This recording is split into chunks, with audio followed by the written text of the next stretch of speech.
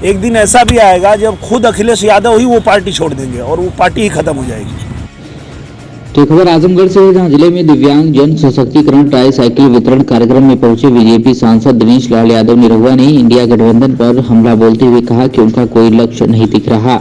हमारे तो एक ही कार्यकर्ता को पता है कि हमारे प्रधानमंत्री नरेंद्र मोदी जी हैं और तीसरी बार सरकार बनने जा रही है, और विपक्षी दलों को भी पता ही नहीं है कि उनका नेता कौन होगा, उनका प्रधानमंत्री कौन होगा, तो वह क्या लड़ेंगे।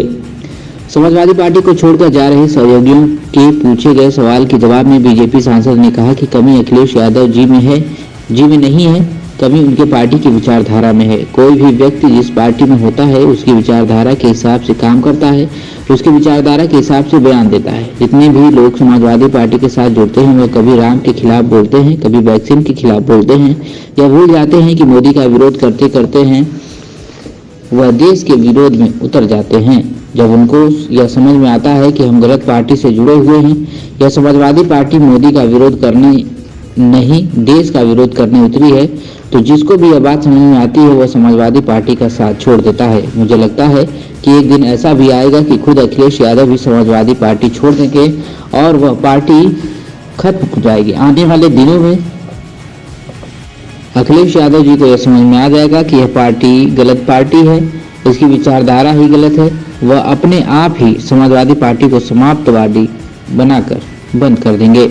आजमगढ़ सदर से बीजेपी सांसद दिनेश लाल यादव निरहुआ ने जिला मुख्यालय स्थित हरियर कला केंद्र के प्रांगण में कुल 260 दिव्यांगजनों को निःशुल्क ट्राई साइकिल वितरण किया। सांसद ने कहा कि दिव्यांगजनों में बहुत प्रतिभा होती है। प्रदेश सरकार उन्हें मुख्य धारा से जोड़ने के लिए विभिन्न प्रकार की योजनाएं चला रही है। सरकार का प्रयास है कि कोई दिव्यांगजन उपकरणों एवं अन्य चलाई जा रही योजनाओं से वंचित न रहे।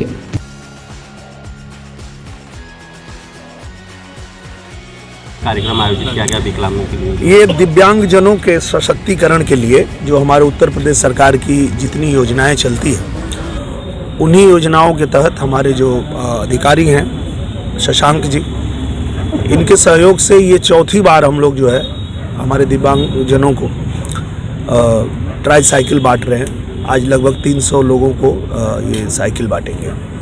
और इसके अलावा जो हमारे आजमगढ़ में एक स्कूल है दिव्यांगजनों का, उनको भी 25,000 रुपये का अनुदान देंगे।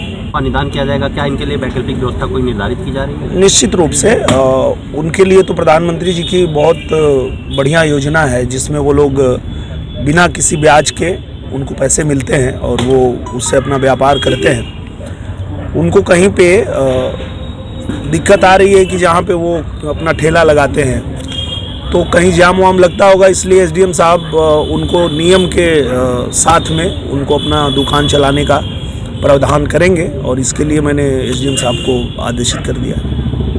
वापसी का कार्यक्रम सर भारतीय जनता पार्टी द्वारा लगातार चलाया जा रहा है, तो क्या उम्मीदें हैं, किस तरह से लोग जुड़ रहे हैं? अन्य दलों को भी छोड़कर भाजपा में लोग शामिल हो रहे हैं, तो किस तरह से आपको उम्मीदें लग रही हैं इस बार? बहुत अच्छी उम्मीद है, क्योंकि देखिए सबसे बड़ी बात यह है कि ये ऐसी सरकार है भारतीय जनता पार्टी की जो सबके लिए काम करती है। ये कोई भेदभाव करने वाली पार्टी नहीं है। ये पार्टी वो है कि अगर कोई महिला है तो महिला है, अब उसकी कोई जाति नहीं है। वो ये नहीं आप कह सकते कि वो मुसलमान है, वो हिंदू है, वो सिख है तो हम उसके लिए नहीं करेंगे, इसके लिए करेंगे, नहीं। महिला के लिए जितनी सुविधाएं हो सकती है वो प्रधानमंत्री जी ला रहे हैं, योजनाएं ला रहे हैं और उनका लक्ष्य है कि हम बहुत जल्दी लाखों बहनों को लखपति दीदी बनाएंगे। उसके अलावा हर विभाग में उनको प्राथमिकता दी जा रही है, चाहे वो सुरक्षा बल में हो, चाहे वो रोजगार में हो, चाहे वो किसानी में हो। ड्रोन दीदी तैयार की जा रही हैं जो हमारी बेटियां ड्रोन से खेती में छिड़काव करेंगी, ड्रोन उड़ाएंगी। तो हर क्षेत्र में अगर महिलाओं के लिए काम हो रहा है तो वो सभी धर्म जाति बिरादरी के लिए हो रहा है, कोई एक जाति के लिए या धर्म के लिए या पार्टी के लिए नहीं करती है ये पार्टी। वैसे ही जब युवाओं के लिए योजनाएं आती है तो युवा किसी वर्ग का हो, वो सबके लिए काम हो रहा है। चाहे वो गरीब है तो गरीब है, अब गरीब की कोई अलग से जाति नहीं हो सकती है। जो गरीब ही है उसको अलग से क्या जाति में बांटेंगे। तो हर गरीब के लिए योजना है हर गरीब के लिए। अभी तो मुख्यमंत्री जी ने, हमारे योगी आदित्यनाथ जी ने एक नया घोषणा किया है कि हर परिवार का आईडी कार्ड बनेगा और उस आईडी कार्ड से ही पता चल जाएगा कि कौन से व्यक्ति को क्या लाभ मिलना चाहिए, उसको मिल रहा है या नहीं मिल रहा है। तो उनको परेशान नहीं होना पड़ेगा। सरकार खुद ही उनकी चिंता कर रही है, चाहे वो गरीब हो, चाहे महिला हो, चाहे युवा हो और चाहे किसान हो। किसानों के लिए भी जितनी सारी योजनाएं हमारी सरकार ला रही है।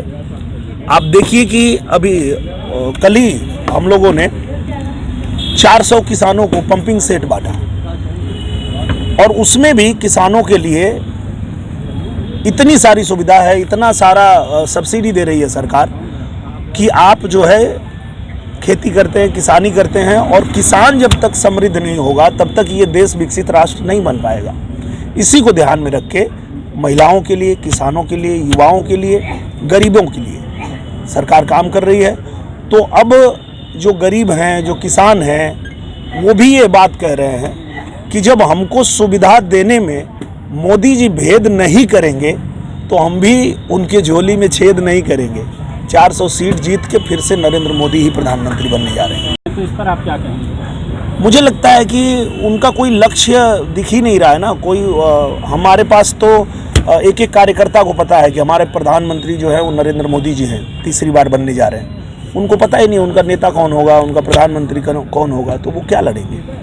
यूपी में आपके भैया जो अखिलेश गठबंधन में हैं, हाँ, उनके साथी एक करके अलग होते जा रहे हैं। क्या मानते हैं आप, भैया में क्या कमी रह गई है? भैया में कमी नहीं, भैया के पार्टी की विचारधारा में कमी है। क्या होता है कि कोई भी व्यक्ति जिस पार्टी में होता है, जिस दल में होता है, उसकी विचारधारा के हिसाब से काम करता है, उसकी विचारधारा के हिसाब से बयान देता है। अब आप देखिए कि जितने भी उनके दल में लोग जाते हैं वो कभी राम के खिलाफ बोलते हैं, कभी वैक्सीन के खिलाफ बोलते हैं। वो भूल जाते हैं कि मोदी का विरोध करते करते वो देश के विरोध में उतर जाते हैं। तो इसलिए जब उनको ये समझ में आता है कि ये तो गलत पार्टी है, ये पार्टी मोदी का विरोध करने नहीं बैठी है तो पूरा देश के विरोध में उतर जाती है, तो इसलिए जिसको भी ये बात समझ में आ जाती है वो उस पार्टी को तुरंत छोड़ देता है। और मुझे लगता है कि एक दिन ऐसा भी आएगा जब खुद अखिलेश यादव ही वो पार्टी छोड़ देंगे और वो पार्टी ही खत्म हो जाएगी। मुझे तो ये दिख रहा है, सामने यही दिख रहा है कि आने वाले दिन में अखिलेश यादव जी को भी ये बात समझ में आएगी कि ये गलत पार्टी है, इसका जो विचारधारा ही गलत है। वो अपने आप भी उस पार्टी को समाप्तवादी बना के ख़त्म करके और बंद कर देंगे। Thank you. अगर आपको हमारी चैनल की खबर पसंद आई हो तो चैनल को लाइक, सब्सक्राइब और शेयर जरूर करें।